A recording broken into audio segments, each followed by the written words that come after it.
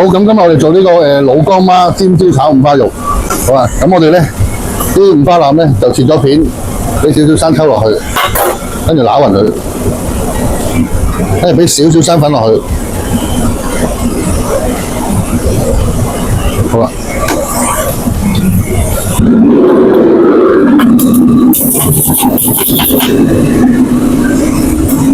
我諗而家我哋俾啲雲耳咧，你輕劃一劃佢先。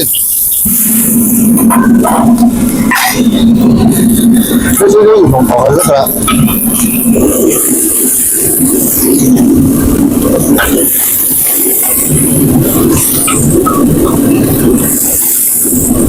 好啦，輕劃一劃就得㗎。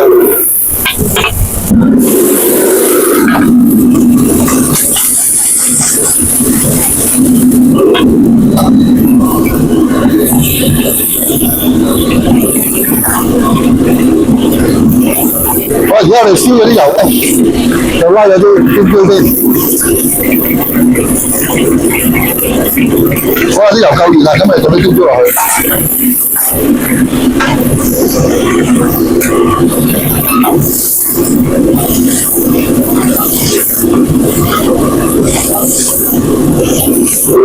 好啦，啲尖椒咧，要拉到咧有啲苦皮嘅。好，跟住我哋震一震佢。跟住咧，我哋而家可以煎埋啲五花肉。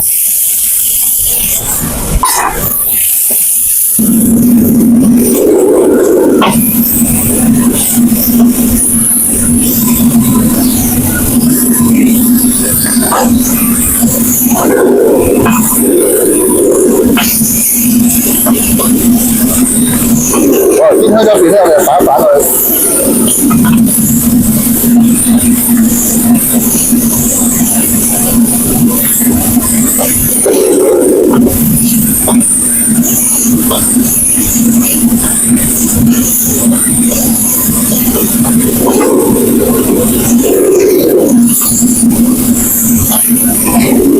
煎到兩邊金黃色咧，我哋就可以數起佢嘅。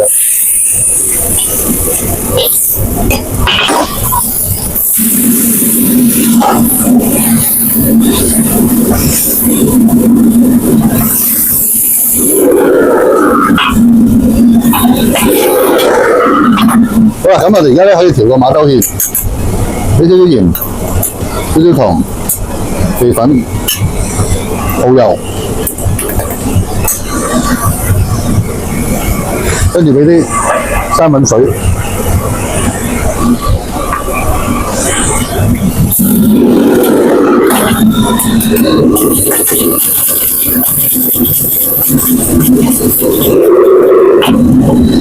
好啦，跟住我哋咧，而家咧就爆翻個料頭先，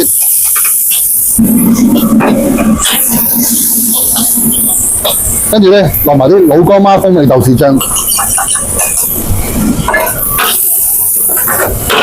啲尖椒落埋落去，等一陣啲油先，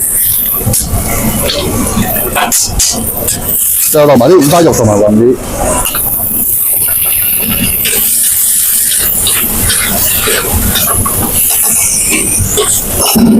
好啦，跟住最尾咧，我哋落半啲麻油，拉開佢，攞鑊氣。